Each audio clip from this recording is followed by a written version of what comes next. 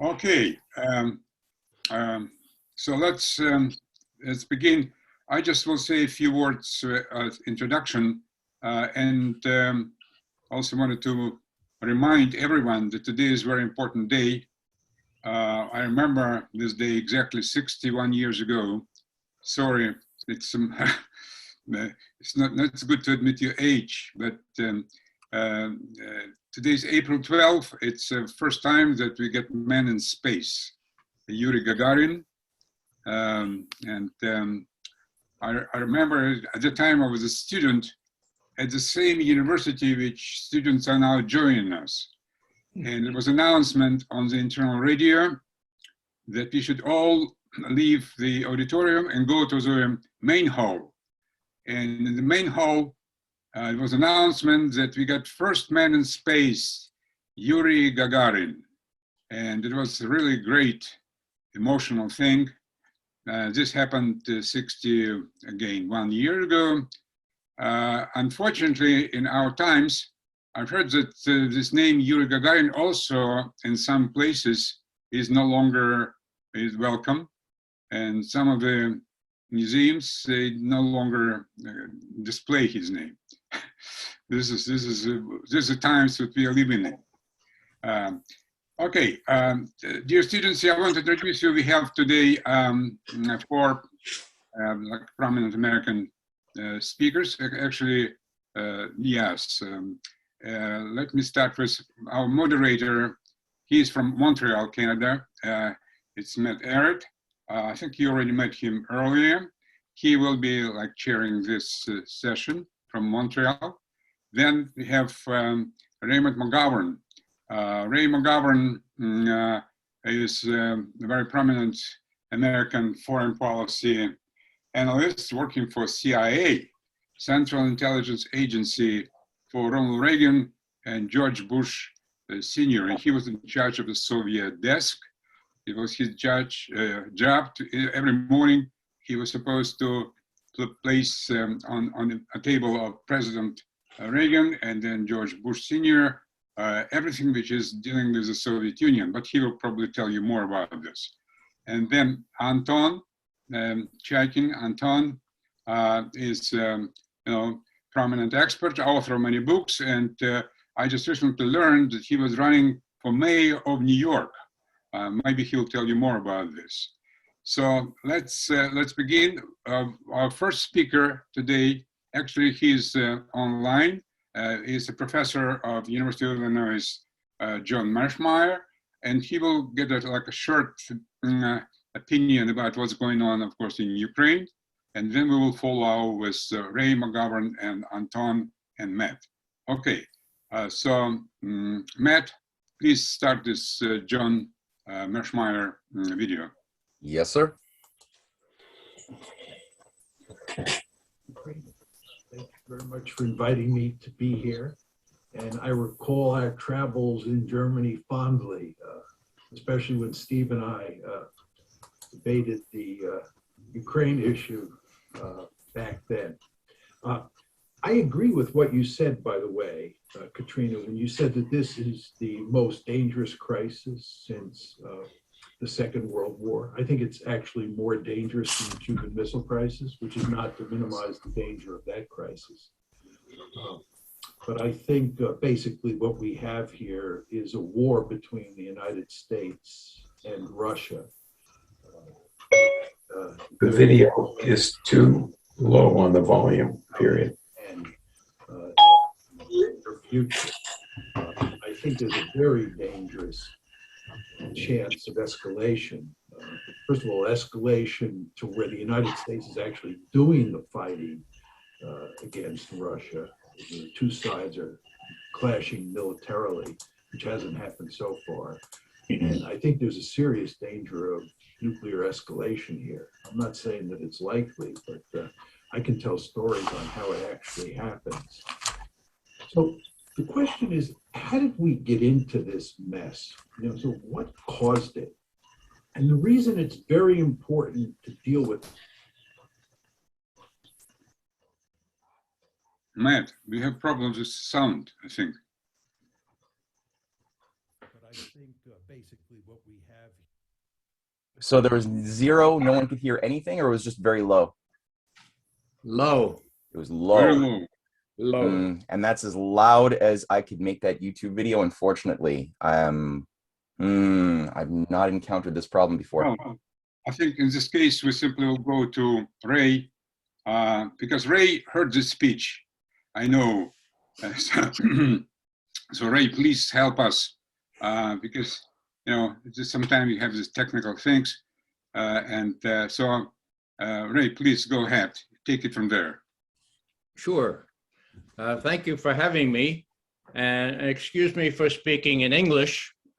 За последнее время у меня никакой практики с русским языком.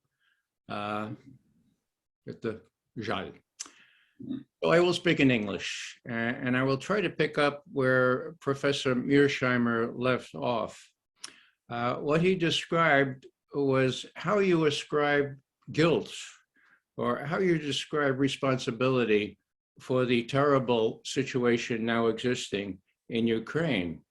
And Professor Mearsheimer, and I agree, that it goes back to at least 2008, when Professor Mearsheimer points out that NATO, at a summit of NATO leaders in Bucharest, actually it was April the 3rd, 2008, decided in their wisdom, in a formal declaration, that Ukraine and Georgia will become members of NATO. Whoa. Now, had the Russians been warned about this? Indeed, they had. Just 2 months before, on the 1st of February, 2008, our ambassador, that is the US ambassador in Kiev, in Moscow, was called into the foreign ministry. There was a young foreign minister, newly appointed, named Sergei Lavrov. As you know, he's still foreign minister. He said, Mr. Burns, the name of our ambassador was William Burns. Mr. Burns, do you know what "niet" means? And Burns, well, I think so. Well, Lavrov said, "Niet" means "niet." If you allow Ukraine, Georgia also, to become members of NATO, we will have to decide whether we have to intervene, his words, Lavrov's word, whether we have to intervene in Ukraine, and whether there will be a civil war, which is probable. So please, take account of our strategic interests. Do not admit Ukraine to NATO. Now, to his credit, our ambassador, William Burns, who now, by the way, is head of the CIA, reported that back factually to his superior, who happened to be Condoleezza Rice, Secretary of State. And he pointed out in his own comments, you know, Russia has its own strategic concerns, and we need to take that into account. Well, Condoleezza Rice, Dick Cheney, vice president at the time, George Bush, and subsequent presidents didn't think they had to take that seriously. And so we're talking about February 1st, right? April 3rd, NATO declares Ukraine will be part of NATO. So it started really there. And then the next benchmark, which is not known very much in US media, is the event in Kiev on the 22nd of February, 2014. Now, our press, up until including today, denies that there was a coup orchestrated by the West on February 22nd, 2014, okay? Now, they deny that, and they consider it a conspiracy theory. And yet we have a recorded conversation between the coup plotters in the person of Victoria Nuland, Assistant Secretary of State at the time, and the ambassador that we had, that is US had in Kiev, his name was Jeffrey Pyatt, and they're conspiring. They're naming the next prime minister. Now, how did I know that? Well, that was revealed on YouTube. Revealed on YouTube. The intercepted conversation was played on YouTube on the 4th of February, 2014. Whoa! But you said, McGovern, that the coup was on the 22nd. How could that be? Well, I thought that as soon as the coup was exposed, well, poor Yatsenyuk, the new, the designated by the US new prime minister, he'll never become prime minister. There'll never be a coup. It's blown. In intelligence terms, we say it's blown, okay?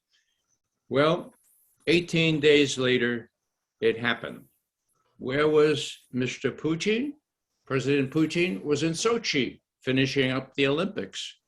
He came back the next day, and that's when he convened his advisors and said, what do we do about this?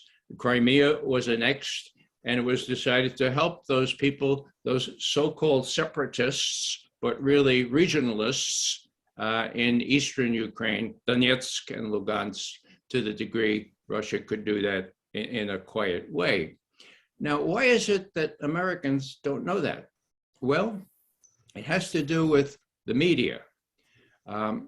Ed Lozansky has asked me to mention just a word about what I call the MICIMATT, which has been endorsed by lots of folks, everyone from the late Stephen Cohen to Ed Lozansky to Pepe Escobar, okay?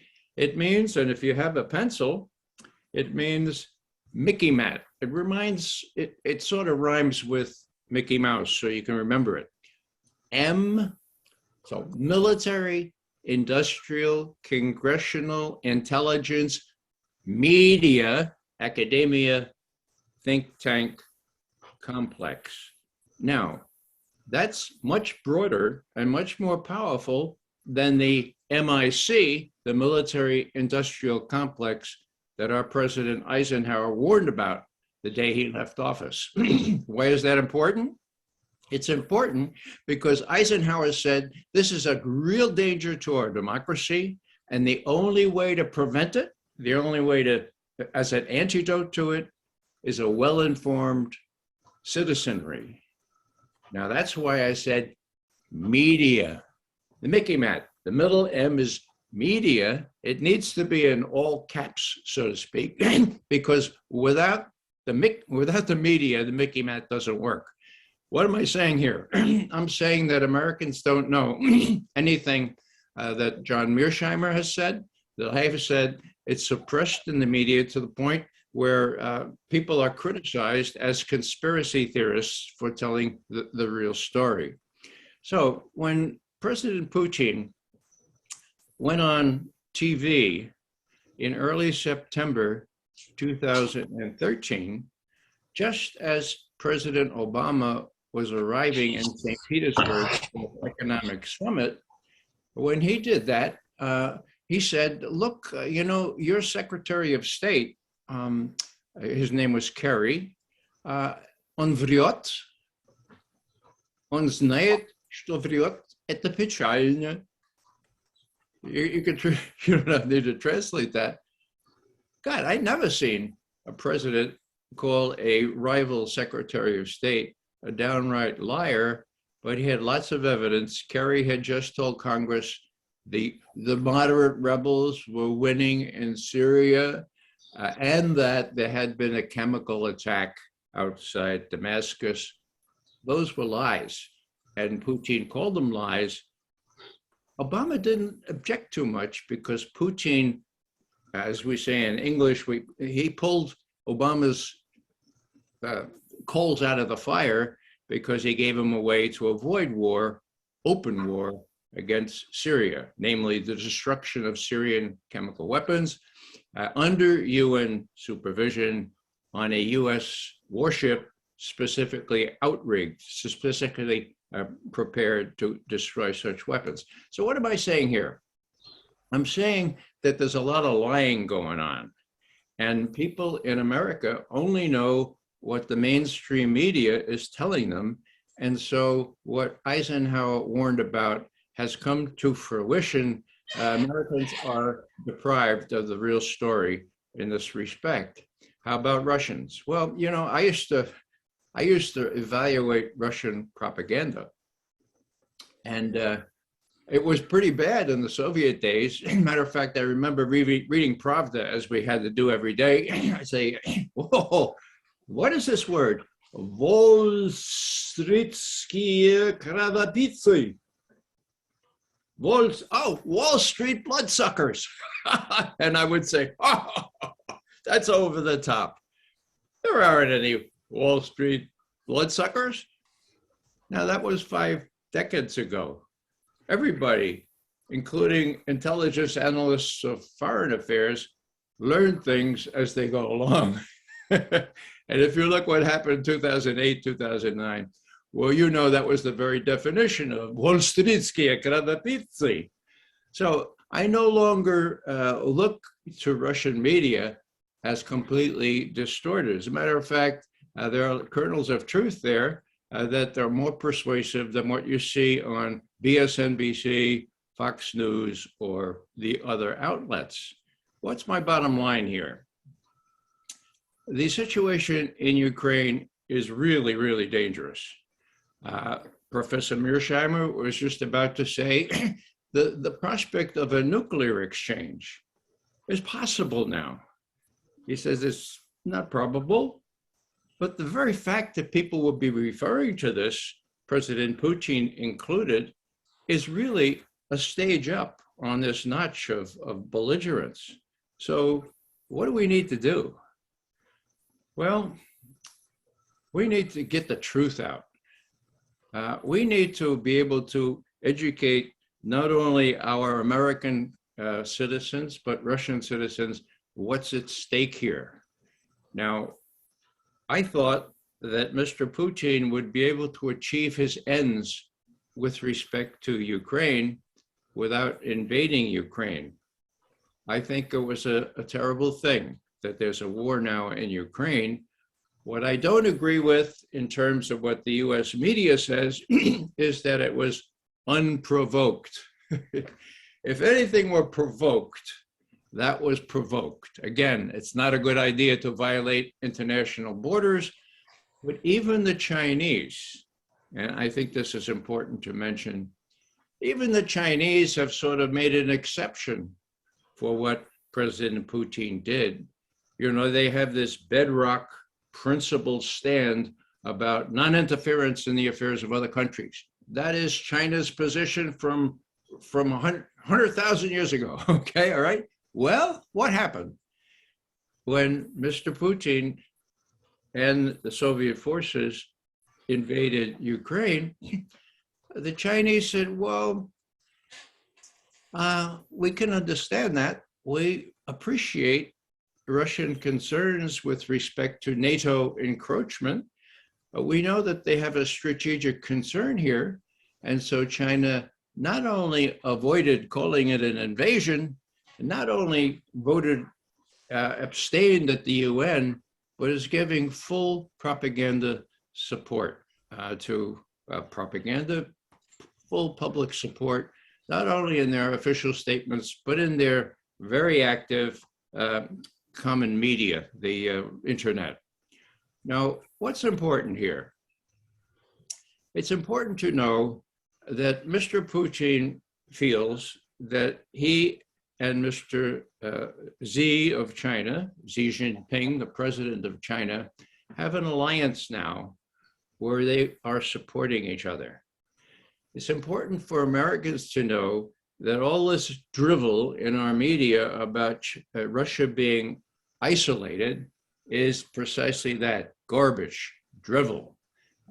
When you have Xi Jinping, president of 1.4 billion people in China, when you have India wavering and not supporting the US, that's another billion. When you have most of the third world really wondering what's going on here, that's not isolated Russia.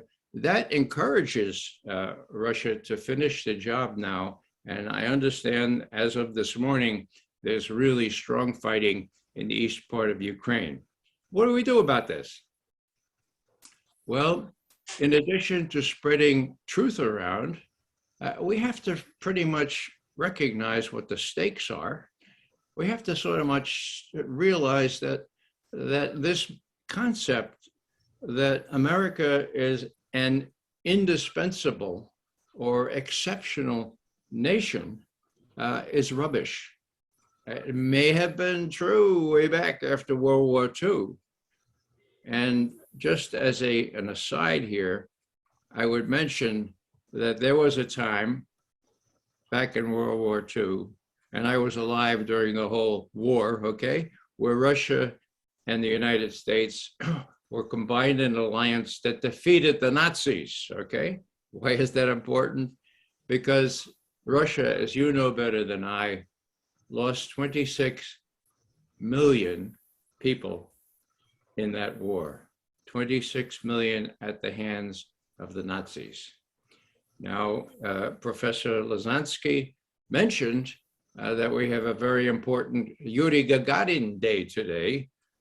In just 2 weeks, we will have the anniversary, the 77th anniversary, if my arithmetic is correct, of the meeting on the Elbe, the Встреча на Elbe, okay?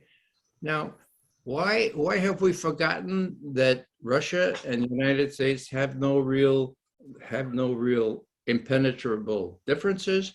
Because of the MICIMATT. You can't have a non-tense relationship with Russia if you want to sell arms, if you want to make arms, if you want to sell them, if you want to get a lot of profiteering, give them to Congress people, they'll appropriate more money, or make more.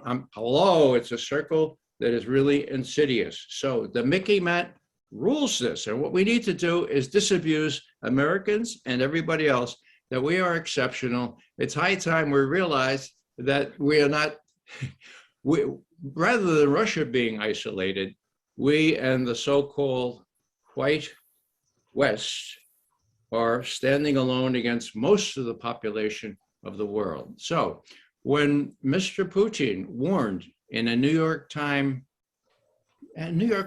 op-ed, just as he was helping Obama avoid war in Syria, he warned that, you know, he said the trust that has grown between our countries.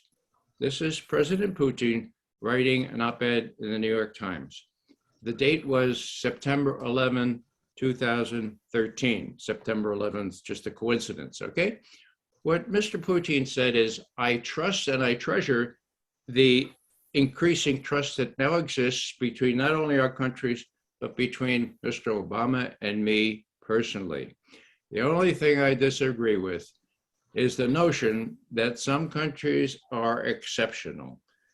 I believe that when God created all these countries, he made them equal. Some are closer to democracy, some others are not.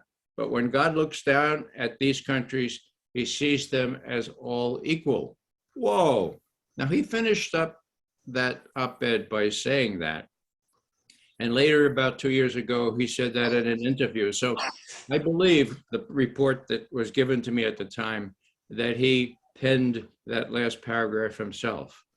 Now, what Americans need to do is disabuse themselves of the fact that we're exceptional and therefore entitled to do a lot of things that others are not entitled to do. Last thing I'll say is this, that there is no contact that I know of now between our two top military officers. The latest reports are that General Milley, the chairman of Joint Chiefs of Staff, General Austin, or Lloyd Austin, who's the Secretary of Defense, are having to leave voicemails with their opposite numbers in Russia. That's crazy. That's really crazy. Even during the Cuban Missile Crisis, we had high-level contacts, and that's one reason we were able to get out of it without destroying the world. Last thing I'll say is, as you would have heard John Mearsheimer say, this current situation with respect to Ukraine is more dangerous than the Cuban Missile Crisis. More dangerous. Whoa, that's saying a lot. And so if it's more dangerous, we need, at the very least, more sensible people in top places, and we need Russians as well as US people to be open to some sort of dialogue to prevent the worst from happening. Because as Mearsheimer has said most recently, it's a situation where Russia has to win. I mean, this is Russia's backyard. What Mr. Putin has started now is something that he cannot lose. Conversely, with Mr. Biden, he cannot lose either. He is facing domestic problems that problems galore. Inflation is just one of them, okay? So you have a situation where both teams, both countries have to win. That, Professor Mearsheimer points out, is not possible. And so what needs to happen is to end this thing in Ukraine as soon as possible, and then get together and work out a new arrangement for post-World War II Europe, which recognizes that, as Ambassador Burns said way back in 2008, Russia has its own national security concerns, specifically with respect to its near abroad, and that unless we take those into account, things like what just happened are going to happen. I'll stop there. I probably talked longer than I intended, but I'd be happy, and I really look forward to your questions. Thank you, Ray.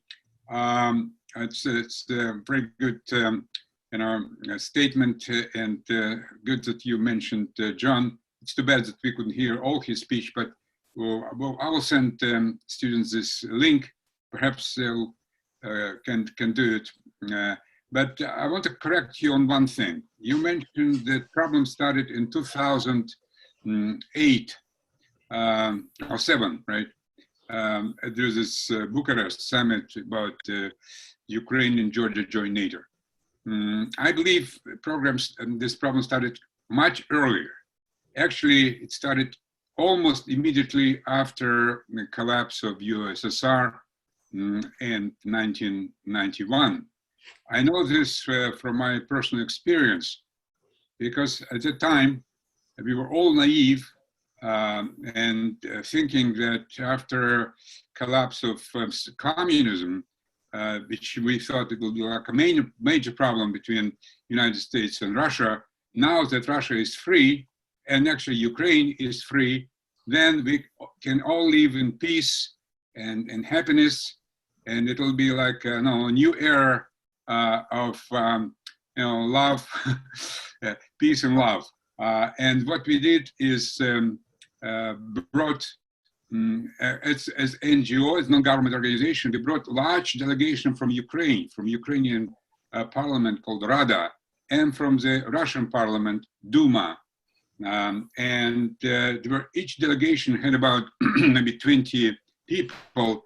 A Ukrainian delegation was headed by chairman of the committee called Foreign and Military. It was a combined committee, which was in charge of foreign policy and defense, Vladimir Mukhin. And a Russian team also was, I forgot the name of the guy who was head of the delegation, but still was a very powerful member. So we were sitting in Congress, the United States Congress, and chairman of the meeting was Congressman Tom Lantos. So he was chairing this, and we had speakers. One of the speakers, maybe guy you know very well, maybe he was your boss, James Woolsey. Did you work under James Woolsey? I did not. No, I was happy to have missed that opportunity. I retired just before he came in. I see. Okay, but James Woolsey spoke to us, you see, and the people from Pentagon. And the theme was how now when the two countries are free and want to really be friends with the United States, and friends, of course, among each other, because Russia and Ukraine are so close to each other. How the United States can help to build this new world. new security architecture, and as I said, peace and freedom. So all the speakers were saying, yes, this is a great idea. At the end, we had a reception at the Ukrainian embassy in Washington. We had a reception, and they were singing and drinking, and it was almost like El Brewer, all El Brewer 2.0. It was all in Georgetown, Ukrainian embassy in Washington, D.C. So then people left, Russians went to Moscow and Ukrainians to Kiev, and then something else happened. People who you call MICIMATT, they didn't like what we were discussing. They didn't have any intention to have Russia and Ukraine be friends, and friends also of the United States. They had different idea. Different idea was explained by people like Robert Kagan, by Wolfowitz, and they were talking about unipolar world now, where the United States is the leader on top, and all others have to say, yes, sir. This is what happened. So it's simply a correction in timing. The decision was made during the Clinton administration, and then all our hopes that they were all kind of, and what we see now results is of this policy and what we see today. Yes, Ray, you want to follow up? Mm-hmm. No, I just want to say, Ed, can you hear me? You can? Yes. Okay, that you're absolutely right. It was Clinton who reversed George H.W. Bush's promise not to move NATO 1 inch eastward of a reunited Germany. Now, your students will know how many Russians perished under the Nazis in World War II. They will know what a terrific concession it was by Gorbachev and Shevardnadze to say, okay, we can have a reunited Germany on the condition that you don't move NATO any farther to the east. And we did under Clinton. And before you know it, there are 14, count them, 14 new nations in NATO. So it did start back then. What I was referring to is how John Mearsheimer delimits it to a more proximate time, specifically with respect to Ukraine's application to join NATO. And that was the 2008 thing. And the contrast could not have been more stark. We were warned, that is, we were warned, niet means niet, right? That was February 1st. We have the Moscow cable. If I've seen one cable from Embassy Moscow, I've seen about 10,000, okay? And we have that courtesy, Julian Assange, WikiLeaks. It hasn't been denied in any way. So we have that cable, and then just 2 months and 2 days later, NATO says, the heck with you, Russia, we're gonna include, or as they put it in their declaration, Ukraine and Georgia will become members of NATO. That's when things really started to hit the fan, as we say, and that's why John Mearsheimer starts there. You're quite right, Professor Lozansky. It starts much earlier than that. Thank you, Ray. By the way, you mentioned Julian Assange, and yesterday I was driving by British Embassy in Washington, and there were large demonstration with posters demanding from Brits to release Julian Assange. So this is something talking about freedom and values. This is when journalists are now in prison, and he's facing, actually, if he's extradited, he faces death sentence in the United States. That's correct. Mm-hmm. Yeah. Okay, now, Anton, I know that you want to say something about also some historical things when not only El Brewer, but even earlier when Russia and United States were on the positive side. Go ahead, Anton. Well, I want to give a different overview, perhaps, that maybe the students haven't heard before about the problem that we're facing. this is a short statement, and then maybe we can get into some more history. America is pushing for war, attacking Russia and China. What would change America? Many Americans go along with these bad policies while people are stunned and confused. President Biden is not very popular, but things got really bad all of a sudden. Hate propaganda, censorship, surveillance. To confuse people, our rulers create fake activism about sex identities, for example, instead of activism for real civil rights or economic rights or against war. Those who might speak out for change don't know what to say to their fellow Americans to make them act for real change. America's government at the moment won't listen to criticism. So what should foreigners say to America's people that would convince them to challenge their government? I'm going to tell you what needs to be said, and I make this personal challenge to you students. Act on this message, spread this message to others. The most important fact about the world today is that a faction of imperialists took hold of America and changed it in a horrible way. They took away what used to make America good for its own people and good for the world. You will see in my history book called Who We Are that our greatest past leaders always fought against this imperial faction.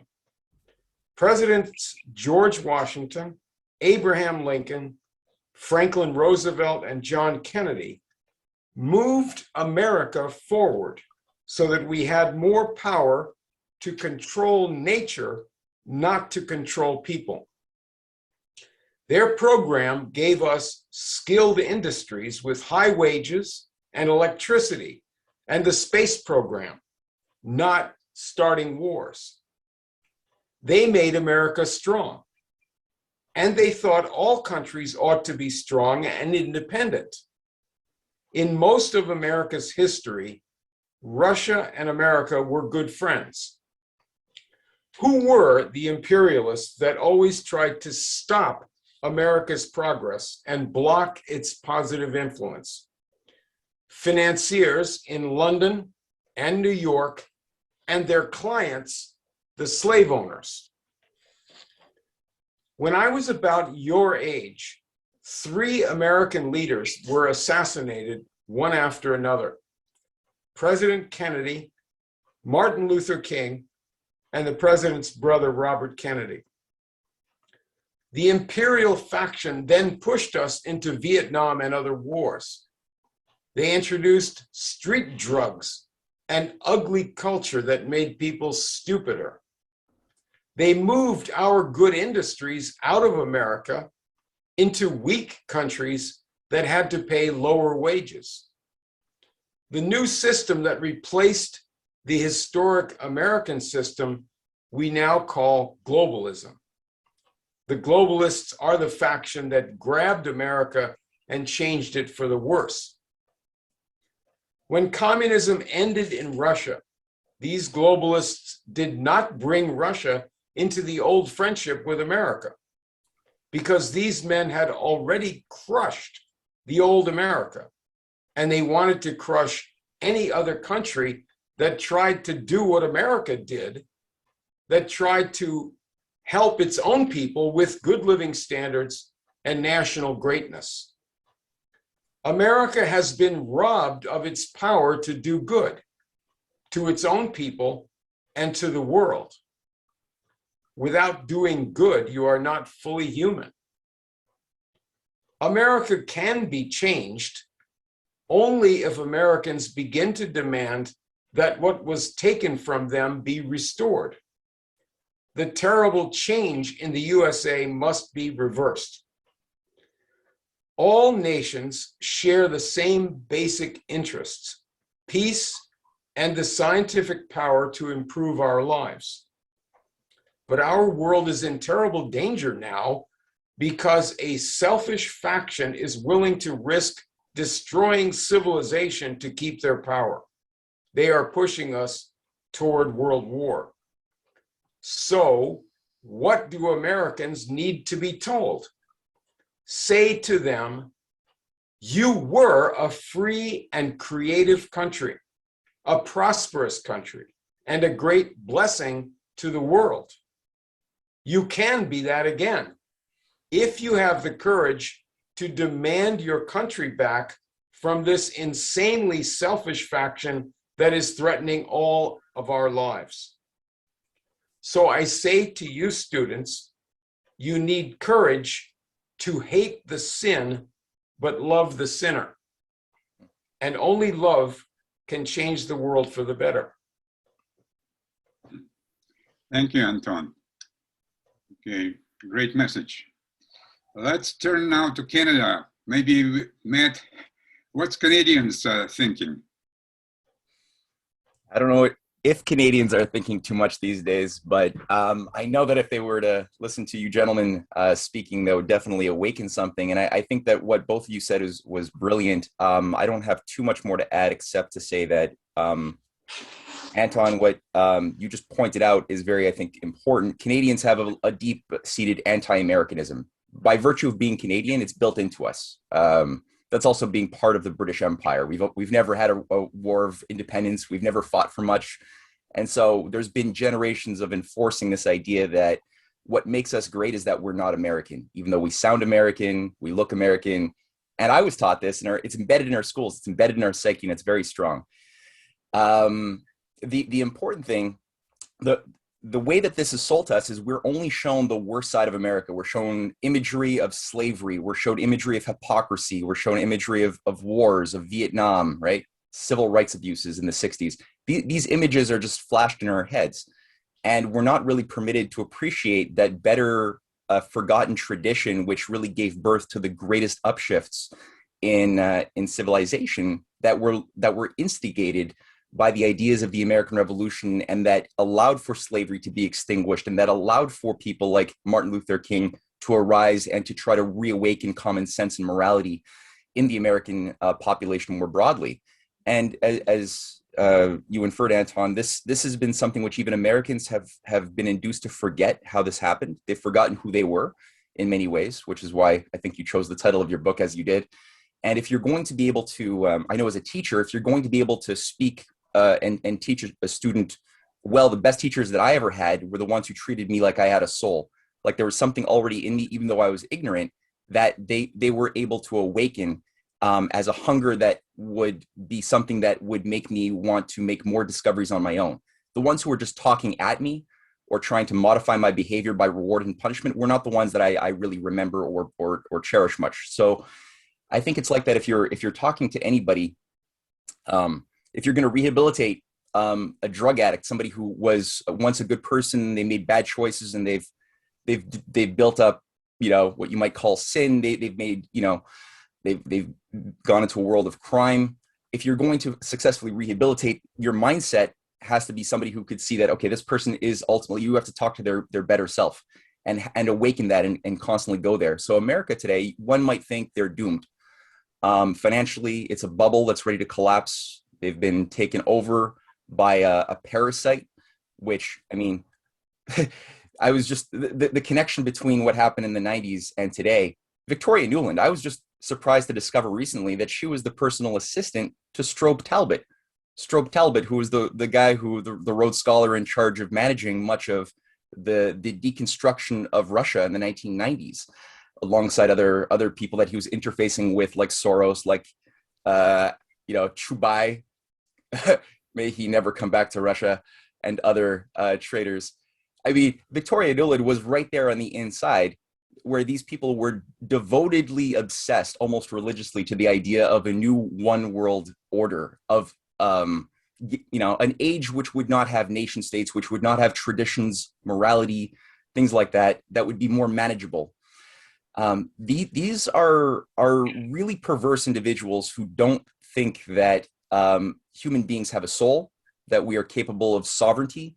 They think that actually if you give people the ability to use their minds in connection with their conscience, like all mature human beings have that potential. If you do that, it will create too much disequilibrium, too much unmanageability in the system.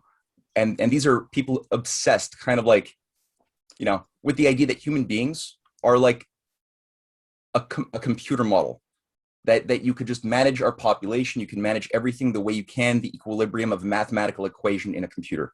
The idea of a new discovery that you tend to get with things like the space program, where there's a lot of discoveries that happen, which transform that can feed back into the productive processes. That is disturbing. That's not something that they like, because you can only control that which you already monopolize. If a new discovery comes in that renders, let's say, you know, let's say we have nuclear fusion. Somebody discovers how to utilize the atom in such a way that we can actualize nuclear fusion at some point. What happens to your multinational corporations that have monopolized the oil market, right? What happens to all of the other forms of power structures that had embedded themselves in a system of dependency of the old system? Well, they lose their power. They don't like that. Then they have to adapt and try to reconquer the new thing. That's a lot of work. They would rather just control the diminishing rate of returns. So the thing that people like Yuri Gagarin were representing, like John F. Kennedy was representing when he was calling for a US-Russia space program together in 1963, a few weeks before he was murdered, he openly called at the United Nations for a US-Russia joint space program. You can listen to the speech online. It's beautiful. To literally create a new outlook that would escape the shackles of the Cold War, of each against all, and say, okay, no, there's a higher system beyond the Earth, in the universe, that we're all made in the image of, that we can all discover together, and that can create win-win. More, we don't have to just get wealth by extracting or stealing it. We can get wealth by creating systems where it's in everybody's benefit. So then back to what, you know, Ray was saying, and John Mearsheimer, I would just say, you know, it's true. Like, Putin cannot win. Putin cannot, forget what I just said there. Putin cannot lose. Russia cannot lose. The United States, Biden also is of the view they cannot lose. It's true. But if you look at what Russia and China are activating right now in terms of a paradigm of win-win cooperation, it is in everybody's benefit, rich, poor alike, of different job markets from China, India, Russia, Pakistan, Iran. Everybody who's participating in what's being brought into the world right now benefits financially. You make a lot of money by building big infrastructure, by building science. Putin reemphasized the priority of going back, having a broad space program for the moon. China and Russia are going to co-construct a lunar base by the end of the decade, they say. There's mining potentials, other things that will involve new discoveries, lots of new discoveries along the way, in the atom as well as in macrocosm, and in, you know, all sorts of things. If we do that, if the US and Western powers realize that it's in our advantage to also participate, we're going to make, even on a lower level, a lot of money. Like, if people think on that low level, they will make a lot of money. But on a higher level, we are going to become more in harmony with what we once were, I think, as far as a species that was made not to self-destruct. Because the other thing is, maybe we're a mistake. You could entertain that other hypothesis if you want, philosophically. Maybe we were just a mistake in the universe, and, you know, other species don't willfully self-destruct, but human beings seem to have that power. Maybe that's our destiny. If that's true, that's pathetic and that's depressing. But certainly it's possible that we can deploy nuclear weapons and exterminate ourselves. But is that really what we are? Or are we destined for something better? Maybe do we have this better thing inside of us, you know? And I think that I would just end there. We have these different paradigms. Well, students have to make a decision. They're entering this professional life. They are now, it's one of the most prestigious universities. By the way, you mentioned fusion, and as it happens, now, despite all this, what's going on, and hatred, and Russian, like, famous singers and poets and composers are now deprived of the scene and all that, still scientists who are working on the fusion. There's French, this tokamak system, which actually was invented in Russia in the Kurchatov Institute of Atomic Energy. And the new president of this university, which students are listening to, he was working for this project. He was, I think, in the leadership of Kurchatov. So I'm pleased that I also did some work in this field. So maybe this is something that we have to get attention to tell that despite all this craziness, scientists from Russia, United States, and European countries still working on this tokamak idea. Well, we live in a very dangerous time, and things can go either way. Either they go the way that we propose here, win-win, or what this MICIMATT was actually absolutely crazy idea of running the world, to be in unipolar world, which it can happen, and it can lead us to World War III. But if students might have some ideas, maybe what we just say inspires them to be more active and come up with their own vision. Just want to mention, we already talked about April 25 coming up, and I want to invite everyone. We'll have another conference like this exactly on April 25, and we call it the Elba Spirit. This is a spirit which helped two countries to join as allies and to fight a common enemy. As a matter of fact, we're talking about Nazis whom we won in 1945, but this Azov battalion, which is now the most probably powerful force in Ukrainian army, they openly declare their pro-Nazi views, and they have the same symbolics, and not on symbolics, just language. Nevertheless, despite congressional resolution prohibiting US government to finance groups like that, it's going on anyway. And for 8 years, some of those Azov and other neo-Nazi battalions, they were trained and financed and equipped with weapons in NATO countries. So this is really, really horrible. Well, yeah, I see Ray wants to add something. So before Ray, yes, you'll do it just to finish April 25. We will start like 9 o'clock Washington time, and it will be 4 o'clock 16 in Moscow, and we will be joined by people from around the world. We already have participants from Asian countries, from China, from India, from Latin America. It really will be like a flash mob, and not, of course, we will not have long speeches. We ask everyone simply to show the flag, say a few words, 1 minute, and then we have what we call international, huge, worldwide flash mob for the Elba spirit and for peace, and love, of course. Ray, go ahead. Yeah, I just wanted to add that on April 25th, a couple of years ago, on the 75th anniversary of the meeting on the Elbe, I was happy to be invited to Moscow. I was able to speak,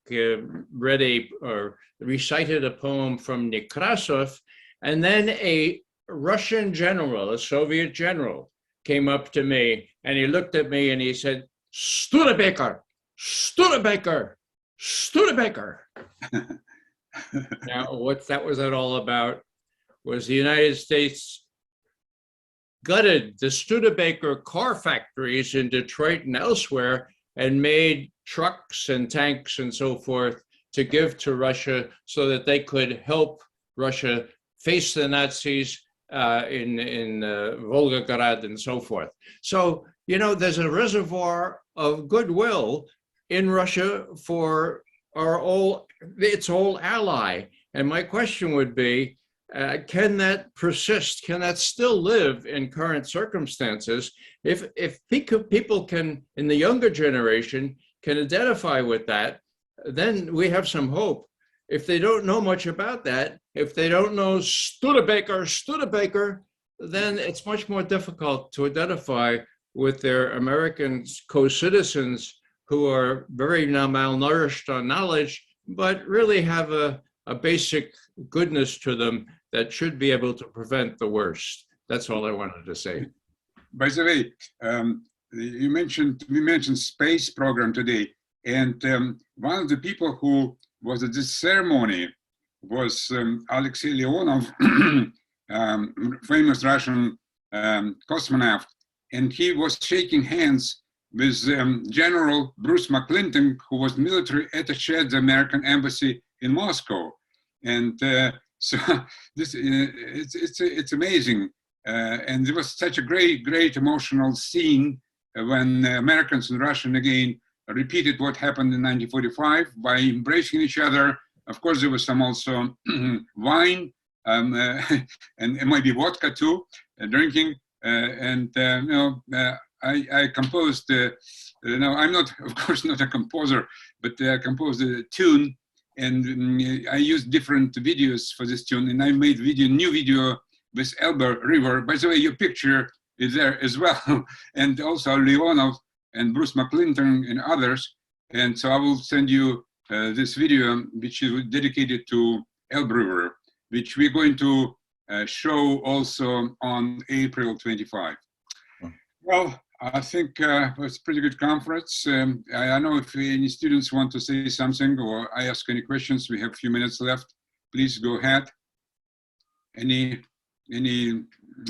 thoughts, any ideas?